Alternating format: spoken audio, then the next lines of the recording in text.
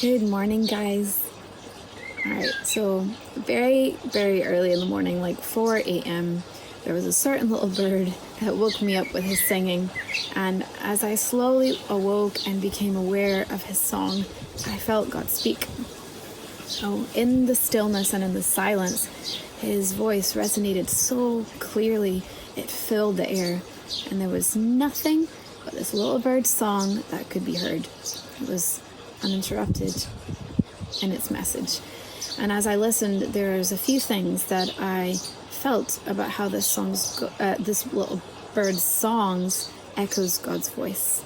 And I wanted to share that with you all. And so number one, it was his uniqueness. This little bird's song was unlike any other bird that I had heard. And even more so, God's voice is completely and utterly unique. And once we know it, we can recognize it anywhere. We can recognize it in conversations with friends, in art, in his word, in songs, movies, anything. Nothing is off limits for God to speak and to use, to have his voice be heard. Number two was its constancy. This little bird just kept on singing. And not for just a few seconds either. It was for what felt like an hour. And it reminded me of the constancy of God's voice. He speaks to us and sticks with us even when we don't always get it, when we lack faith, or when we are dull of hearing. His voice cannot help but ring out. And that constancy speaks of his steadfast love that he has towards us. God speaks of his own nature in Exodus 34, verse 6. It says, Yahweh, the Lord, the God of compassion and mercy. I am slow to anger and filled with unfailing love and faithfulness. Number three, it was his playfulness. This little bird's song had varied lilts and highs and lows, and I think God is playful, like this little bird's song, and you don't have to look far in creation to see evidence for this. Have you ever seen a platypus? I think he absolutely delights in surprising us with his nature. He actually really likes to turn our expectations upside down. It's a way that he grabs our attention. And number four, it's his wooing nature.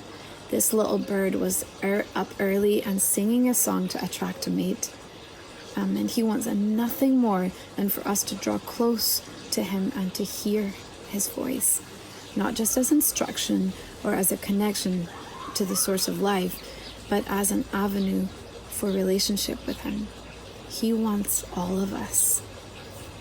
And later, as the world started to wake up, different birds joined in, and this soul bird song was joined by a noisy and chaotic chorus that made it hard to hear that original bird's voice. And I think in a similar way, it is in the quiet and the stillness where we are not busy or rushed, when there are no other distractions, nothing else to pull away our attention onto something else, that his voice speaks uninterrupted and clear. So when we practice stillness and solitude, we get rewarded with his voice in relationship with us. It's in some parts of the Bible that God's voice is described as being still and small. And so it stands to reason that it is when we enter into the quiet that we may hear him speak most clearly. And you don't have to be an expert or super holy to hear his voice. All it takes is humility and intention. And if we have an openness and willingness to listen, we will hear his voice. When we seek after his voice with all our hearts, we become purposeful in spending time with him, and in doing so, we will recognize and experience his voice every day. And he doesn't want to hide his face from you. He wants to be known, and if you make efforts towards him, he will reveal himself to you. And my prayer for you guys today is that you will experience his voice and experience his loving words over you